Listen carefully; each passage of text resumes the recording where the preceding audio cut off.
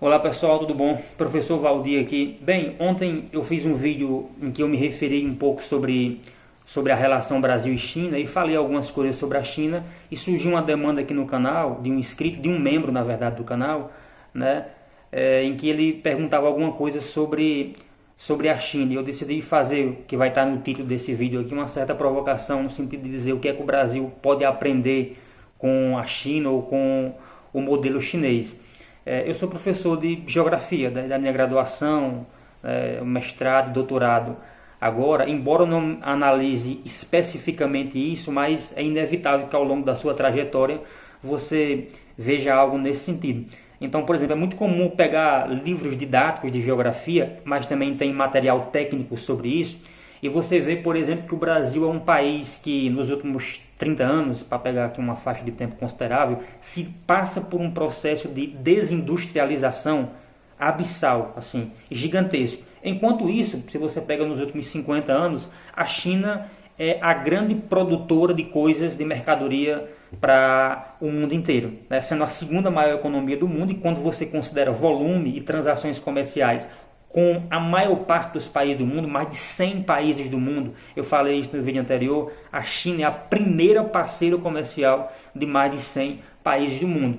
Então isso, de certa forma, é uma lição para a gente, no certo sentido. Mas o que é que a gente poderia classificar para a gente fazer essa comparação com o Brasil e o que é que o Brasil poderia aprender com o modelo chinês? Será que existe um certo modelo chinês? O que é que eu posso colocar aqui alguns elementos, por exemplo, que são, diria eu, que não tão difíceis assim de identificar em algumas referências básicas que você vê sobre a China. Por exemplo, é um modelo que tem um planejamento, e aqui não confundam com burocracia. Essa é uma distinção absolutamente fundamental, né? Então você tem um modelo econômico, produtivo, estratégico, centralizado, né, e controlado pelo Estado, o que para a gente aqui parece um palavrão na realidade, né? A China não abre mão, né, de ter ali sob o seu controle, inclusive como segredo, de muitas coisas como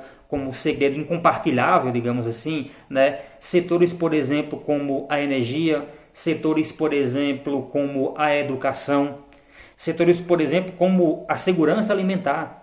Tá certo? Então eu vi esses dias, vocês podem dar um Google que vocês vão ver isso aí em várias fontes, que não são fontes apenas tá certo, do governo chinês ou alguma coisa assim, de que a China está preparando 90 milhões de hectares de terras agricultáveis. Eles estão querendo preparar isso para daqui a 2030, 2035.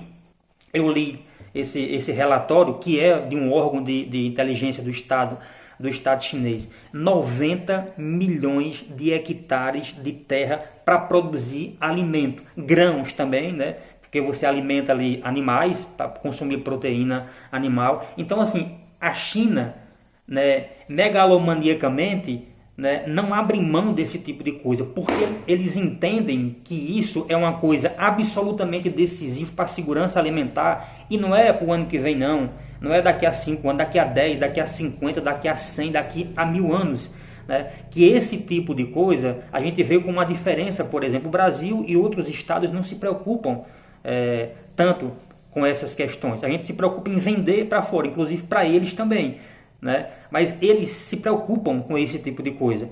Aqui você vê iniciativa privada, por exemplo, fazendo isso agora. Como um cara do Mato Grosso comprou 20 mil hectares de terra aqui no Cariri Cearense para plantar algodão, porque o Brasil se transformou no principal produtor de algodão do mundo hoje. Então os grupos econômicos já estão cooptando certos lugares, tá certo? E aí depois vem, quando isso passar, eles degradam a terra, desmatam, jogam veneno e por aí se vai. Tá certo? Então o Estado chinês não abre mão dessas questões no seu território e em outros também, sempre dentro de uma demanda e de uma política externa ativa e estratégica.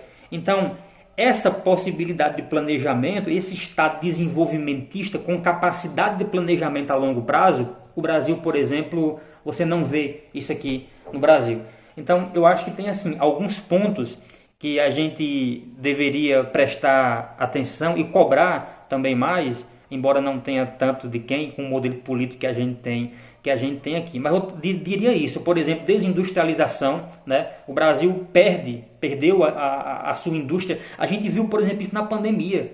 Sufocante, e isso não é uma piada de mau gosto, não é um trocadilho, você, por exemplo, ter que importar máscara, seringa, vacina nem se fala. Depois o Butantan, em parceria com outros institutos, né, conseguiu essa proeza de produzir uma vacina. Mas tá certo? E quem por exemplo, que se destacou no mundo inteiro? O Estado chinês, por exemplo, com suas vacinas, né? Outros também de outras localidades. Mas veja que isso é uma coisa que você não faz do dia para a noite. Esse tipo de planejamento, aí você diz, professor, mas não vai ter uma outra pandemia. Quem é que sabe quando é que vai ter e como é que a gente já está se preparando para isso? Então, quando isso sai, você corre como formiga louca, depois da primeira barrufada de veneno ali no formigueiro e sem saber para onde ir. Enquanto tem planejamento assim a longo prazo que se faça para que quando isso venha a acontecer, que ninguém quer que aconteça, mas quando vem a acontecer, porque é um problema histórico também, social, né? Resultado de nossas consequências, do modelo que a gente tem de produção, tá certo? Então, assim, a falta de planejamento a longo prazo. Na China, eu já li, por exemplo, que você tem lá os planos quinquenais, né? A cada 5 anos orientam políticas nas mais diferentes escalas, né? Como se fosse local, estadual e nacional, como a gente conhece aqui no Brasil. Então, assim, entrega também dos setores estratégicos, né? Aqui no Brasil você tem, ao longo dos anos, a privatização dessas áreas que são decisivas, como, por exemplo, transporte, segurança, né? Viu ontem que eu comentei no vídeo anterior dos 27 bilhões que a China promete investir aqui. Vejam as áreas. São áreas, todas elas, essenciais, como, por exemplo, tecnologia, inteligência artificial, questão de alimentação, sabe? Segurança energética.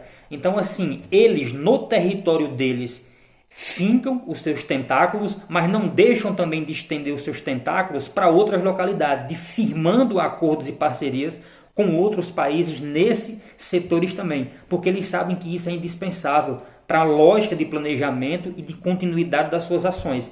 Então, assim, a ausência nossa, por exemplo, de soberania tecnológica é uma coisa que, enquanto o mundo, por exemplo, discute 5G, olha o caso da Huawei, né? aquela empresa que domina o 5G no mundo hoje em dia, embora tenha algumas outras na Europa, mas ela se destacou, né? Por exemplo, a produção de carro elétrico como a BYD, e por aí se vai. Então, assim, se você pega, por exemplo, o que a China tem instalado de trem-bala, eu vi isso no documentário, eu posso até deixar aqui depois, caso alguém tenha interesse, que são vários episódios de um brasileiro chamado, o nome desse cara é Ronaldo Lemos, salvo engano, e ele é um advogado, mas ele é um cara muito interessado por tecnologia. E ele fez uma série chamada Expresso do Futuro. Ele meio que coordena e apresenta essa série. E ele foi para a China, numa dessas temporadas, para tentar entender como é que a China se transformou numa espécie de laboratório experimental a céu aberto de tecnologia. Tipo assim, você chega numa praça e você vai fazer uma caminhada e lá você faz um reconhecimento e você sabe quantos passos você deu.